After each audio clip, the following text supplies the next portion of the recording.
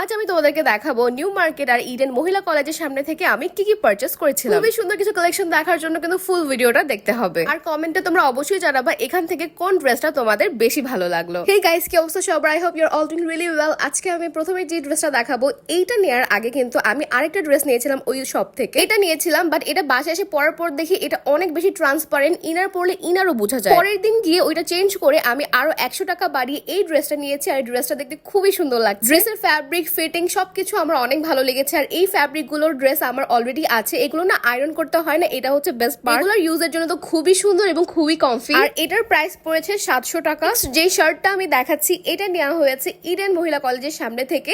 আর ওইখানে কিন্তু প্রায় অনেক কিছু কমে পাওয়া যায়। এটা তো আমার বেস্ট পারচেস বলা যেতে পারে, one of the best purchase, cause এটা আমি অনেক কমে কিনেছি। আমার 5-6টা লং শার্ট আছে, কিন্তু সব থেকে এই জিনিসটা এত বেশি কমফোর্টেবল, কমফি একটা কাপড়। এটা গায়ে দেওয়ার পর মনে হচ্ছে না যে গায়ে কিছু আছে, এত বেশি আরামদায়ক। বাই দ্য ওয়ে, পায়ে একটা জুতা দেখতে পাচ্ছ, এটাও কিন্তু আমার নিউ মার্কেট থেকে নেওয়া হয়েছে।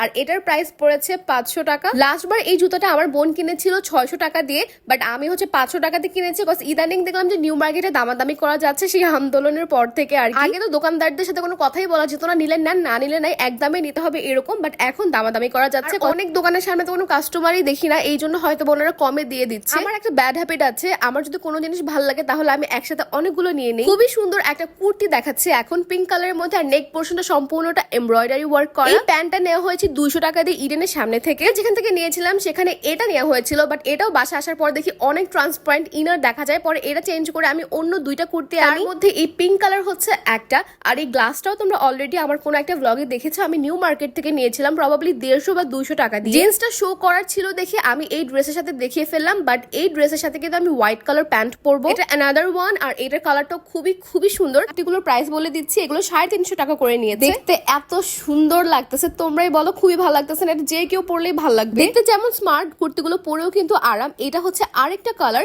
এখন বলা যেতে পারে আমি 3টা কেন একই রকম নিয়েছি। এর মধ্য থেকে পিঙ্ক কালারটা আমার বোন নিবে। পুরো ড্রেসে প্রিন্ট থাকলেও নেকের পোর্শনটা কিন্তু এমব্রয়ডারি ওয়ার্ক করা। নেক্সট খাবো সেটা হচ্ছে এইটা কটন ফ্যাব্রিকের মধ্যে, পুরোটা তো প্রিন্ট আছে, প্রিন্টের উপর কিন্তু পুরোটাই এমব্রয়ডারি ওয়ার্ক করা আছে। এটার কাপড়টা কিন্তু মোটা না, যার কারণে হচ্ছে এটার ভেতর ইনার পড়তে হয়েছে। এটার প্রাইস পড়েছে মাত্র 550 টাকা, একদম রেগুলার ওয়্যার এর জন্য খুবই বেস্ট। এই ব্ল্যাক ড্রেসটা নিয়েছে আমার বোন, এটা এত সুন্দর লাগতেছে পরার পর। এখন আমার আফসোস হচ্ছে যে এটা আমি কেন নেই নাই। Can you believe this? পুরোটা এমব্রয়ডারি ওয়ার্ক করা একটা ড্রেস মাত্র 550 টাকা। কি বলে যে কৃষি মার্কেটে হচ্ছে দামই ছাড়ে না, আসলে দামাদামি করতে জানতে হয়। ড্রেসটা 850 টাকা আমাদের কাছ থেকে চেয়েছে, আমরা 500 বলছি, দিলে দেন না দিলে নাই, এরকম একটা অবস্থা। কিন্তু পরে 550 টাকাতে রাজি হয়ে গেছে। তো সুন্দর লাগতেছে। আমি যদি নেক্সট ডে হচ্ছে কৃষি মার্কেটে, আমি অবশ্যই এটা পারচেস করবো, কারণ আমি এখন আমার বোনেরটা পরে আছি। তবে এটার ভিতর কিন্তু ইনার পড়তে হয়নি, এটার কাপড়টা ট্রান্সপারেন্ট ছিল না। একটা কোর্স দেখাচ্ছি, আর এইটার ফ্যাব্রিক, মাই গুডনেস, এটা এত সফট একটা কাপড়, পুরাই সামার ফ্রেন্ডলি। আমরা একদম সামারে এটা পরলে এত বেশি কমফোর্টেবল ফিল হবে, মানে সারাদিন পরে রাস্তায় ঘুরলেও, মানে বাইরে ঘুরলেও কিন্তু একদমই আনকমফোর্টেবল লাগবে। আমাকে কেমনই জানি অসুস্থ লাগতেছে। লাস্ট হল ভিডিওতে আমাকে অনেক সুন্দর লাগছিল, বাট আজকে না আমি আসলে অসুস্থতা নিয়ে এই ভিডিওটা বানাইতেছি, আমার একদম ইচ্ছা করতেছিল না, বাট স্টিল কাজ। এরপর এই কোর্সটা দেখো, এইটাও আমার বোন নিয়েছে, আর এটা হচ্ছে তোমার 500 টাকা নিয়েছে। ফ্যাব্রিকও সেই লেভেলের সফট, মানে এগুলো হচ্ছে লিলেন কটন টাইপের, পরলে বোঝাই যাচ্ছে না যে গায়ে কিছু আছে। সবসময় জামা কাপড়ের ক্ষেত্রে কমফোর্টটাকে চুজ করি আগে। দেখতে যত সুন্দরই হোক, কমফোর্টেবল যদি না হয় তাহলে আমি আসলে পরতেই পারি না। এটা হচ্ছে আমার ড্রেস, আমরা সেম 2টা নিয়েছি, মানে আমার বোন আর আমি সেম নিয়েছিলাম। কোর্সটা তোমরা অলরেডি আমার ব্লগে দেখতে পেয়েছো। ভাই কত ইজি লাগে তাই না? মানে বারবার হচ্ছে এক একটা ড্রেস চেঞ্জ হয়ে যাচ্ছে, হিজাব চেঞ্জ হয়ে যাচ্ছে। এই ভিডিও বানাইতে আমার এত কষ্ট হয়েছে। ফার্স্টে ভাবছিলাম যে আমি বিভিন্ন কালার হচ্ছে হিজাব পরে স্টাইলিং করে দেখাবো, এত প্যারা পড়া চিন্তা করছে দরকার নাই, হোয়াইট হিজাবটা দিয়ে কয়েকটা কোর্স দেখাই দিব আমি একবারে। এইটা শার্ট একটা কিনেছিলাম আমি, খুবই পছন্দ হয়েছে এই শার্টটা আমার। এটা 400 টাকা দিয়ে কেনা হয়েছে। এটাও অনেক কমফোর্টেবল একটা ফ্যাব্রিক, দেখতেও খুবই স্মার্ট লাগছে। কিন্তু আমাকে রুগী